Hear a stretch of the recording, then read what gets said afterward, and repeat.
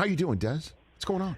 Rich, I'm doing great. It's just an honor to be able to speak to you. Always. I always look forward to these opportunities, and my favorite quote right now is, "Say it with your chest."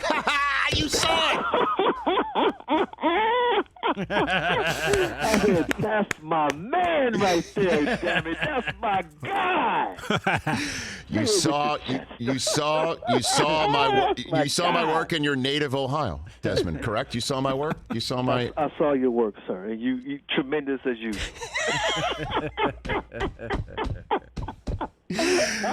Because, boy, to the Cantonians, the wonderful people of Stark County, Ohio, whenever I appear there every year with the NFL Network as coverage of the Hall of Fame ceremonies, and also bestowed the honor of hosting the jacket dinner. The OHs that I hear, and over the last 10 years, they echo. They echo, and they stuck with me, and I remember every last one of them. And boy, did I just really give it right back. I'm so glad because I was going to ask you if you saw my handiwork. Oh, absolutely. Watched it like a dozen times. You can watch it 42 times. That's basically what I was trying to say. Exactly. I know that's right. I should have watched it 10 more times. 30 more times. 30 more. Yeah, no, you're right. That was amazing. Great, that was great. Loved it. Yes, the MVP of Super Bowl 31, 11 fewer than the number of points Michigan put on Ohio State this year here on the Rich Eisen Show. I could keep going on and on. It's just... I have written, however, a very large check that I hope our Wolverines can cash in the horseshoe later in November, Desmond. What do you think? What do you think? Well, I know you like Michigan. I saw they were one of your 4 teams to make the college football playoffs. That's right. Desmond. That's right. Absolutely. Now, I think that they have a lot of firepower on offense. They have 2 quarterbacks who are really outstanding players, and obviously that put Jim in the position that he's in now, where he's going to start one this week and start the other next week. So you got 2 great quarterbacks. I think the 1-2 punch with Blake Corum and Donovan Edwards is maybe one of the best 1-2 punches in all of college football. 2 just extraordinary running backs. I like the quality of depth in the wide receivers room. I really do. You got 2 tight ends who will be playing in the NFL.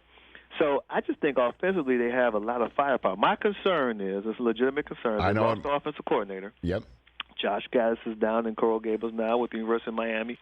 And Jim, his approach to offensive coordinator position is like coordinator by committee, meaning there's not going to be just one play caller. So I'm really curious to see how this experiment plays out with this offensive coordinator by committee. And defensively, obviously, we lost pretty much 3 first rounders. I mean, Ajabo popped his Achilles, so he wasn't drafted in the first round. But it's clear to everybody he had first round talent.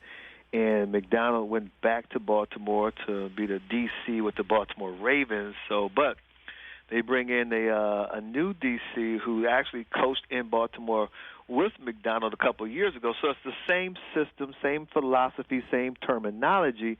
So there's not going to be a big difference in that department, which is good. And I do believe that they rotated enough guys up front where guys may not be quote-unquote starters. Don't get me wrong. I mean, it's hard to replace Hutchinson and Ajabo. There's no doubt about that. But guys got, valuable playing time, valuable playing experience.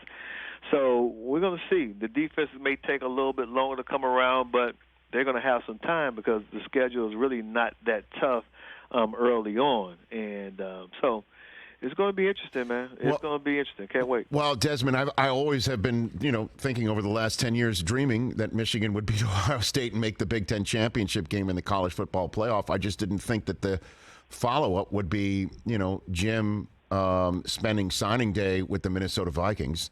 And I'm serious. And then starting the season with rotating quarterbacks the first 2 weeks, and then changing coordinators.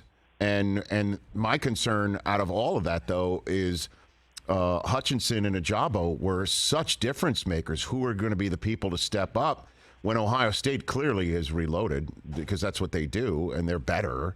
I mean, why would you think Michigan could beat Ohio State again, and Ohio State is number 2? That would be beyond great. I would. By the way, I don't know if they'd have me back in Canton next year, knowing what would come. But why do you think why do you think that? It's basically what I'm saying to you. On paper, it shouldn't happen. Right. On paper, it shouldn't happen. That's clear. I think that people are looking at Ohio State and just thinking about the offense. No one's paying any attention to the defense. Only thing you hear is they got this guy, Jim Knowles, who comes from Stillwater. He was at Oklahoma State for the past few seasons, and they became very good on defense eventually.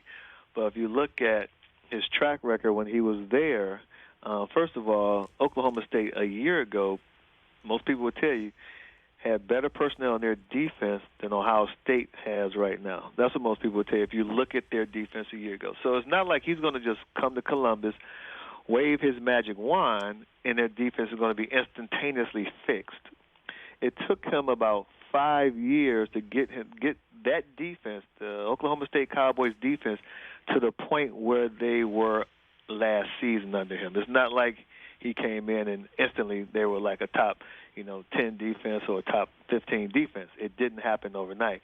So I still think there's some work to do defensively with the Buckeyes, and you can't keep. It's going to be interesting to see what they do with him, especially in this Notre Dame game, because I just don't think Notre Dame's a 17.5-point underdog against the Buckeyes. Wow. It's going to be really interesting to see how this game plays out, because Tommy Rees, the offensive coordinator for Notre Dame, coached against Jim Knowles, the defensive coordinator for Ohio State, in the Fiesta Bowl when Jim Knowles was coaching Oklahoma State. So he's now more familiar with Jim Knowles and how he approaches his defense and how he's going to have to attack this Ohio State defense. But now, without the personnel that Jim Knowles had in Stillwater, if that makes sense.